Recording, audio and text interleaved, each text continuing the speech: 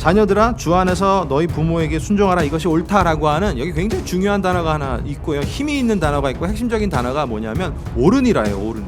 하나님의 성품을 표시할 때의 단어하고 똑같아요. 부모가 옳다라는 게 아니고 부모에게 순종하는 것이 옳다라는 표현입니다. 내 아버지와 어머니를 공경하라. 내 아버지와 어머니의 가치를 인정하라예요.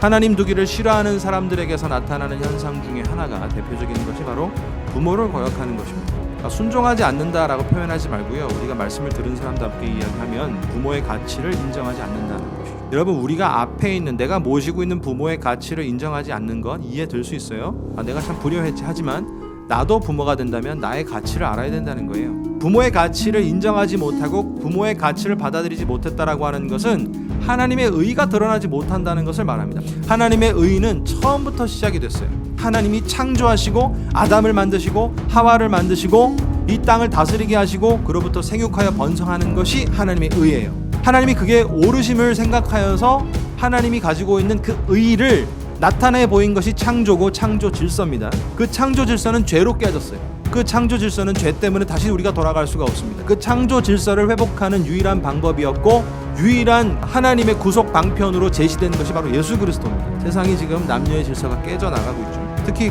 권위의 질서는 깨진 게 아니라 권위가 뭔지 싶습니다. 심지어는 교회 질서도 깨지고 있습니다.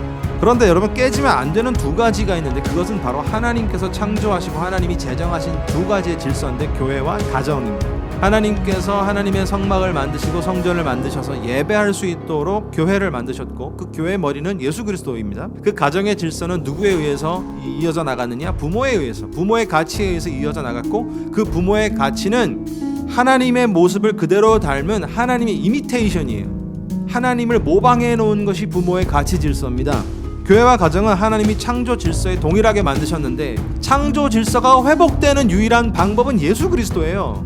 그렇기 때문에 나에게 있어서 우리 가정에 있어서 참된 구주가 주님이시냐가 먼저 우선시 돼야지 그냥 남들 보기에 좋은 것, 내 자녀들 성공을 위해서 말씀을 수단화하는 것, 여러분 이거는 오래가지는 못해요.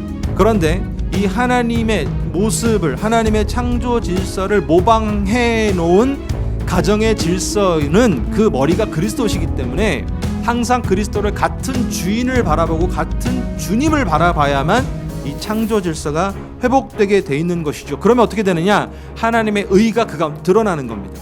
교회가 그리스도를 바라봐야 하나님의 의가 드러나는 거예요. 그럼 그게 옳은 거예요. 이게 맞는 것 같아요. 여러분, 이렇게 하는 게 옳죠? 그러죠? 물어볼 필요가 없어요.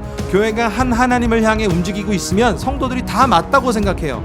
역시 이것이 하나님의 의다라고 설명하지 않아도 아는 것입니다. 우리 가정이 한 하나님이시며 창조 질서를 회복하게 하는 유일한 방법이신 예수 그리스도를 바라보면 조금 대학 못 가고 조금 벌지 못하고 조금 부족한 느낌이 있어도 이것이 옳고 우리 가정 가운데 주신 행복인 거예요. 그걸 바라보는데 그 원천적인 질서가 누구로부터 시작되느냐? 예수 그리스도에서 시작이 되는 것입니다.